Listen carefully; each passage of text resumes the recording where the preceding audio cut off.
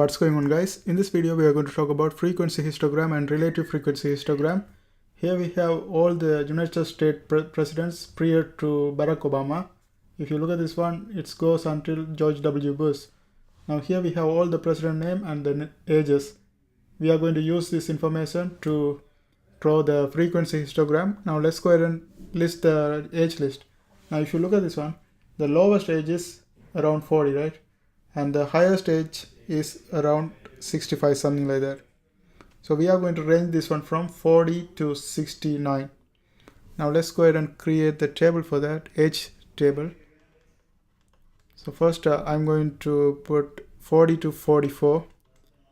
Here if you look at this one, the width is 5 because 40, 41, 42, 43, 44. So the total is 5. So the width is 5 for this one. And we have to create the same width for everything. So this is 44, and after that we start from 45, 45 to 49, and then the next one is 50 to 54, and the next one is 55 to 59, and the next one is 60 to 64, and the next one is 65 to 69. And here we have to look at the frequency. Frequency is how many of these presidents have the age in between 40 and 44. If you look at this table, there are 2, and 45 to 49 there are 7, 50 to 54 there are 13, and 55 to 59 there are 12, and 60 to 64 there are 7, and 65 to 69 there are 3. And if you add them together, the total is going to become 44. Now we have the age intervals and frequency. Now we can go ahead and draw our frequency histogram. In frequency histogram, it's going to be a graph like this. Okay, let's go ahead and write the age limits.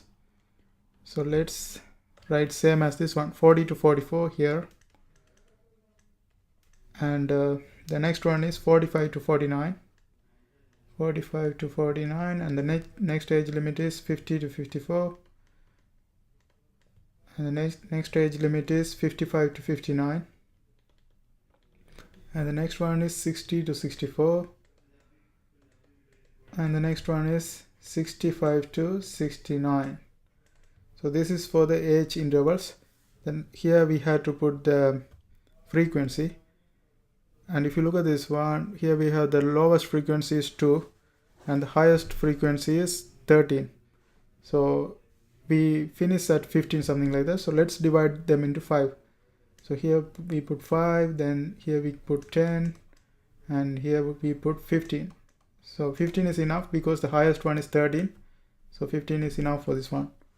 Now I'm going to divide this one into small things. 1, 2, 3, 4, 1, 2, 3, 4.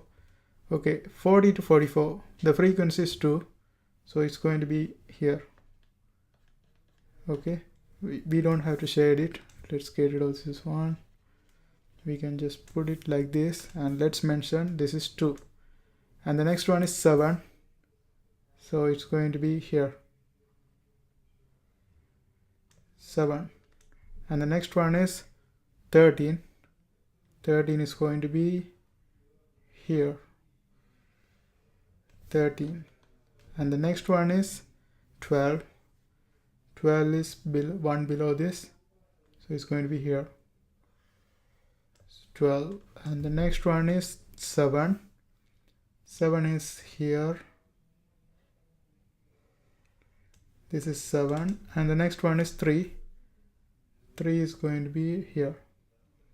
This is the frequency histogram. Now to find out the relative frequency histogram, we have to make one more column. Let's go ahead and do that. Relative frequency. Relative frequency. Now let's get rid of this graph. This is frequency histogram. And if you know how to draw this, that's all enough. Okay. Now let's go ahead and get rid of this one.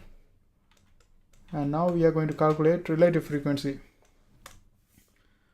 To calculate relative frequency, what we do is we divide each of these frequency by the total number. Total number is 44. So here we have 2 divided by 44. Here this is 7 divided by 44. and this one is 13 divided by 44, and this one is 12 divided by 44, and here it is 7 divided by 44, 3 divided by 44, 2 divided by 44, that will give us 0.454. Okay, let's write this one here. 0.454, actually 0.0454, 0.0454, and 7 divided by 44, that's 0.1590, 13 divided by 44, 0.2954, 12 divided by 44, that is 0.2727, 7 divided by 44, that's 0.1590, and 3 divided by 44, that's 0.0681. Now here we have to, again, same as the frequency, we look at the lowest value and the highest value. Based on that, we create, like, lowest value is not important, we just have to look at the highest value, and we have to divide based on that. Okay, now here the highest value is this 0.2954, so it's better to create 0.3 as the highest value, and we can divide it as 0.1, 0.2, 0.3 like we did before. Okay, now let's go ahead and draw the diagram for this one. It's going to be same as the previous one. Here we create the intervals. So again, the same age limit comes here, 40 to 44,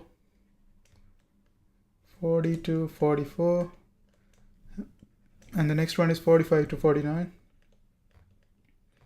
and the next one is 50 to 54, and the next one is 55 to 59, 55 to 59, and the next one is 60 to 64, and the next one is 65 to 69.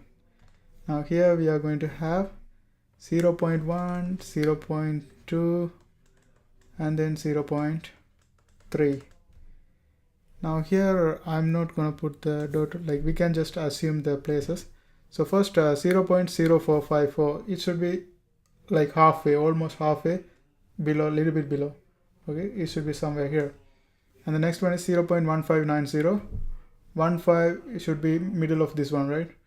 So and you should start after this. 15 should be here, and 50 to 54 we have 0.2954, so it should go all the way up here, little bit below 0.3 right here. And let's also mention the values, 0.0454, and this one is 0.1590, and this one is 0.2954, and the next one is 0.2727. It should be a little bit below than this, 0.2727, and 0.1590, again same as this one, 0.1590, and the next one is 0.0681, little bit above than this, 0.0681, and this is the relative frequency histogram. Relative frequency histogram. Okay, and that's how we draw the frequency histogram. For the frequency, you just look at the how many times we have it's occurring. So that's the one come under frequency histogram. But for relative frequency histogram, what you do is you divide the frequency by the total number, and you get the value, and like you draw the graph same as frequency histogram. I hope this helps. Thanks for watching, and don't forget to subscribe. And if you want to watch more videos on statistics, it's all in my playlist. You can check it out, and see you later.